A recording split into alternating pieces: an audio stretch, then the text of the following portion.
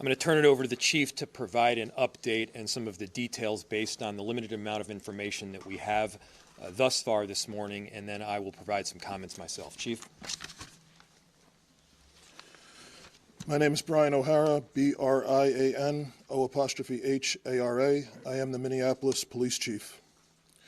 At approximately 9:03 a.m. this morning, Minneapolis police received a report of a shooting involving federal law enforcement in the area of East 26th Street and Nicollet Avenue on the south side of the city. Officers arrived and found an adult male with multiple gunshot wounds when they arrived. Life-saving aid was being rendered, and he was transported by ambulance to Hennepin County Medical Center, where he was later pronounced deceased. Based on the information that we have, which is very limited, this is a 37-year-old white male who is a Minneapolis resident, and we believe he is an American citizen. We have not been told any official reports of what has led up to the shooting, but we have seen the video that is circulating on social media. Our demand today is for those federal agencies that are operating in our city to do so with the same discipline, humanity, and integrity that effective law enforcement in this country demands. We urge everyone to remain peaceful. We recognize that there is a lot of anger and a lot of questions around what has happened, but we need people to remain peaceful. In the area, we have an unlawful assembly at this time. Minneapolis police have given multiple warnings for the crowd to disperse. We are asking for people to avoid the area and to leave if you are there. We have requested mutual aid from the Minnesota State Patrol and from all our local and county regional partners. We ask everyone to remain calm and to please do not destroy our own city.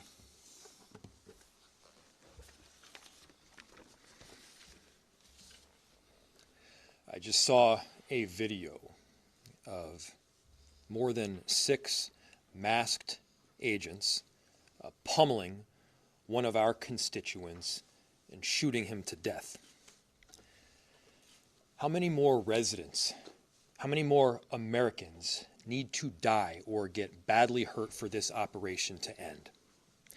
How many more lives need to be lost before this administration realizes that a political and partisan narrative is not as important as American values?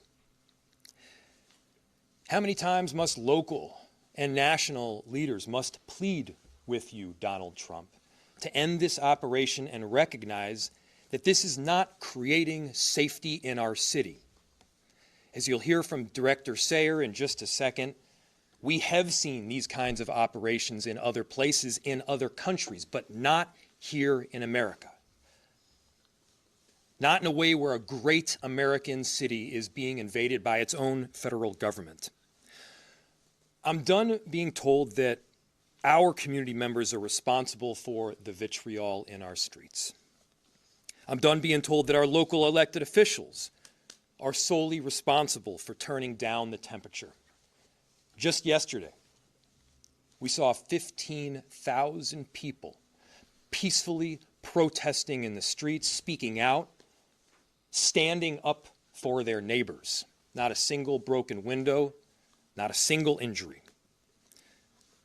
Those peaceful protests embody the very principles that both Minneapolis and America was founded upon. Conversely, the mass militarized force and unidentified agents who are occupying our streets, that is what weakens our country. That is what erodes trust in both law enforcement and in democracy itself. So to everyone listening, stand with Minneapolis. Stand up for America. Recognize that your children will ask you what side you were on. Your grandchildren will ask you what you did to act to prevent this from happening again, to make sure that the foundational elements of our democracy were rock solid. What did you do to protect your city? What did you do to protect your nation? This is not what America is about. This is not a partisan issue. This is an American issue. This administration and everyone involved in this operation should be reflecting. They should be reflecting right now and asking themselves, what exactly are you accomplishing? If the goal was to achieve peace and safety, this is doing exactly the opposite. If the goal was to achieve calm and prosperity, this is doing exactly the opposite. Are you standing up for American families right now, or are we tearing them apart? The invasion of these heavily armed masked agents roaming around on our streets of Minneapolis, emboldened with a sense of impunity, it has to end. This is not how it has to be.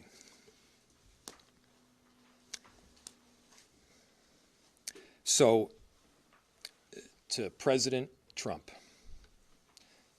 this is a moment to act like a leader. Put Minneapolis, put America first in this moment. Let's achieve peace. Let's end this operation, and I'm telling you, our city will come back. Safety will be restored. We're asking for you to take action now to remove these federal agents. Director Sayer.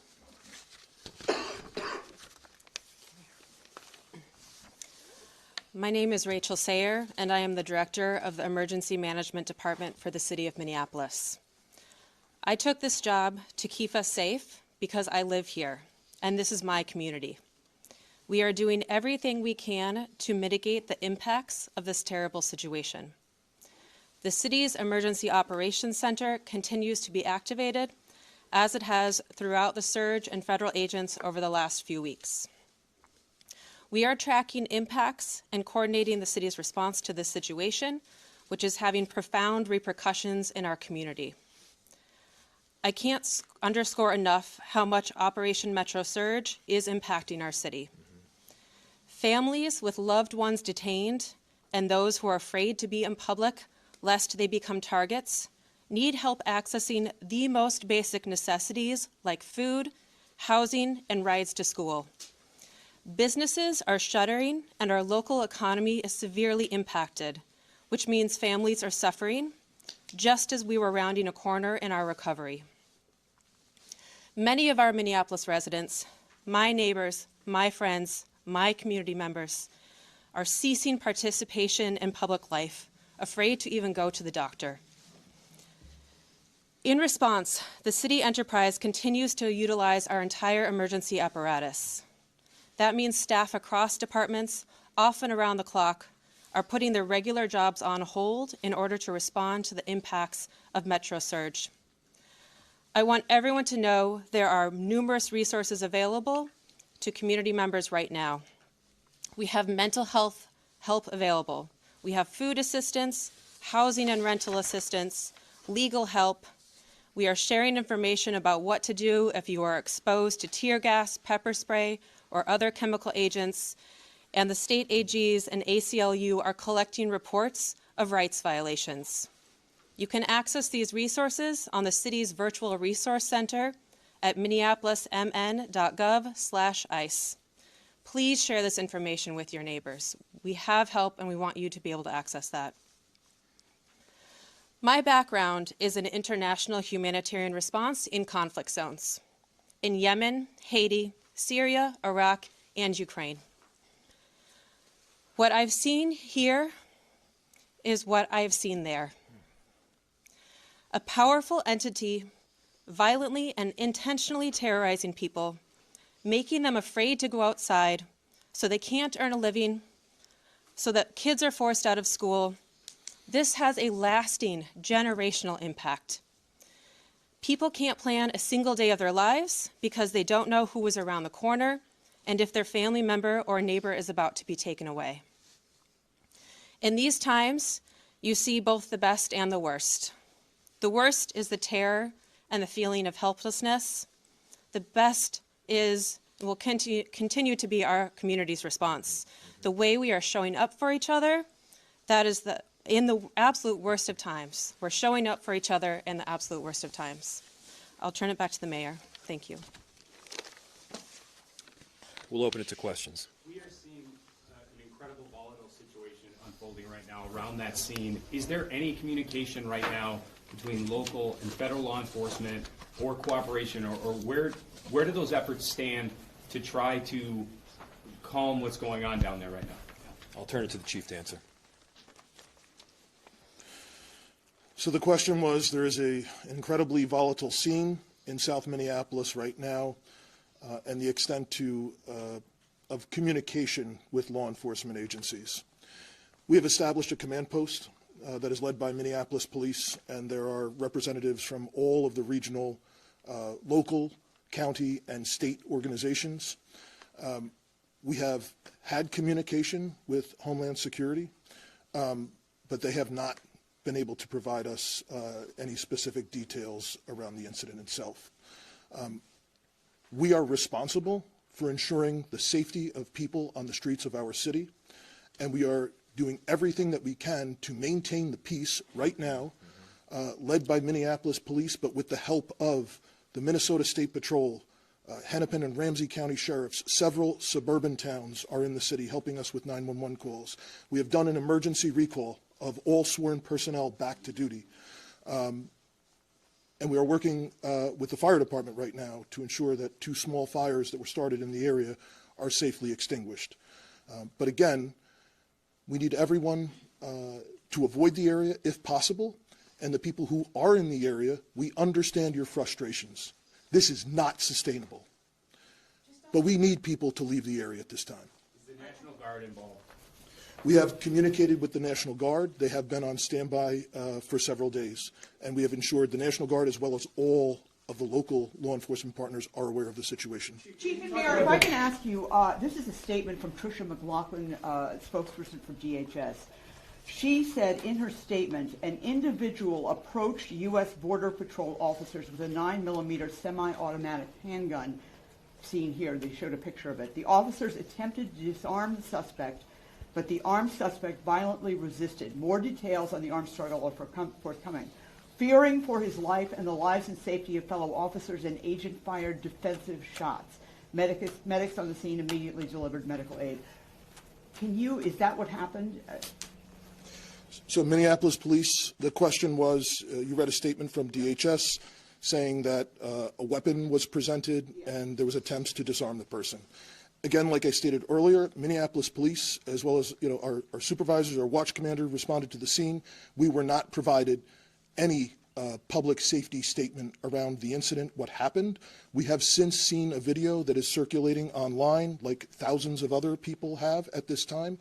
So we do not know what happened prior to the recording that is online right now. I immediately called for the Minnesota Bureau of Criminal Apprehension to respond, to conduct an investigation. They are on the scene. I believe the FBI is on the scene as well. But I think the video speaks for itself. What I can tell you is we have identified this person, 37-year-old white male, resident of the city. The only interaction that we are aware of with law enforcement has been for traffic tickets, and we believe he is a lawful gun owner with a permit to carry.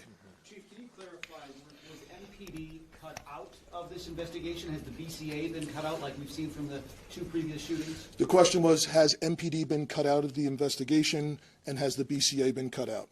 As I stated, I immediately requested the BCA to respond. It's my understanding that they are on the scene. I have not heard anything otherwise.